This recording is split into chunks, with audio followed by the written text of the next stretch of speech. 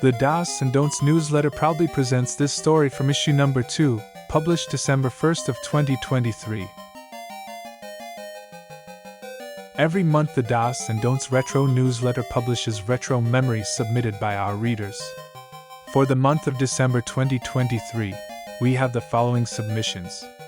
Poger from YouTube writes, As someone who's 31, a common question I get asked is how I got into retro gaming. There are people my age who were first introduced to the Nintendo 64, so how did I get into the Atari 2600, NES and Genesis? The answers are hand-me-downs, plug-and-plays, and pirates. As kids, we were usually not given the latest and greatest. Why buy the Super Nintendo when the NES works perfectly fine? I received a lot of hand-me-downs from my mom and brother, so when people were playing the N64, I was playing the SNES. I'm thankful for this, because generally newer games hold your hand with tutorial modes and have long padded-out stories. Retro games forced you to learn on your own, and you didn't have to think much, just pick up and play. Another big part of my love for retro games came from plug-and-plays, especially the ones from Jakks Pacific. Shout out to MarksFan2002 who is a big Jakks Pacific fan. My family was very money-oriented, so cheap plug-and-plays were an attractive option.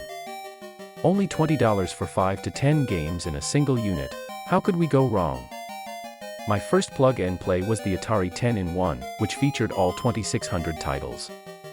This was my first introduction to the Atari 2600, and I played the collection a lot. Without this particular plug-and-play, I may not ever have been introduced to Atari. And finally, let's talk about bootlegs. I'm sure we've all seen those knockoff consoles at shopping malls that supposedly have 10,000 plus games and are usually just cheaply made controllers that have stolen games.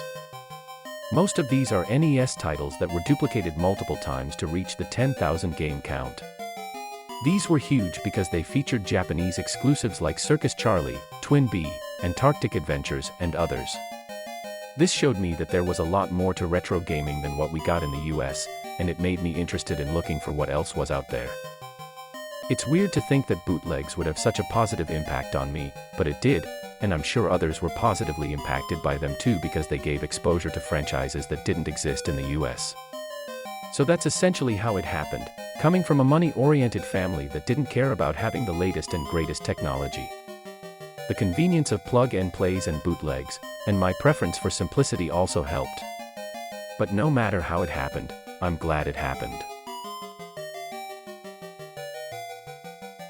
Youssef from Kuwait writes, I will never forget every time I sat down in a game session of Mega Man 1 through 6 on the NES late at night in a dimly lit room, getting absorbed in the atmosphere and being enchanted by the soundtracks of each. Unforgettable experiences. Navy Blue Wolf 2 from Bancroft, Iowa writes, I remember when the Super Nintendo was released. I had never played a Mario game before. It was the first console my parents bought for our family.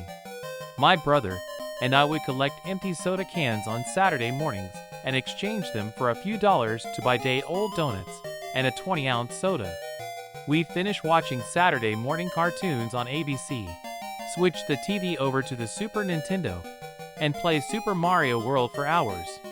We often argued over who got to be player 1 or how to beat a level. Around this time my mom and her boss became friends, and we met his daughters. The oldest, who was closest to my age, quickly became my first crush, although I never mustered the courage to tell her. We all enjoyed playing that Mario game. We often took turns, rotating between the four of us, playing a level and then passing the controller. The girls moved away before we got to middle school, and we lost touch for several years.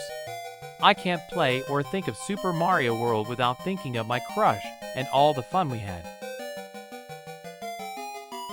Our own Grizzly Adam from Algona, Iowa writes, When I was about 8, I was walking with my family through our backyard when Mom's leg sunk into the ground.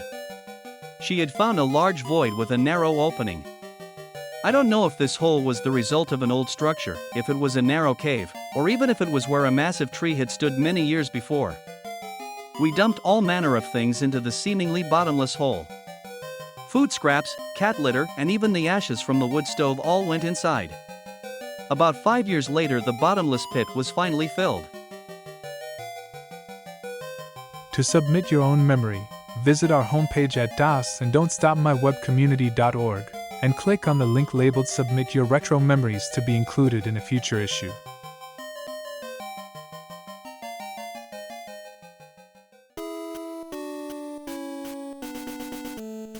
The Das and Don'ts team consists of Grizzly Adam, editor, publisher, writer; Jon Mullin, assistant editor, writer; Plendlful, consulting editor; Joe Collett, associate publisher, writer; BlueMSX, writer; Youssef, writer.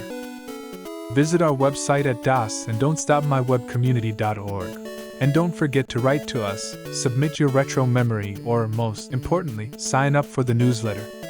The Das and Don'ts Retro newsletter is published the first of each month. Subscribers get early access.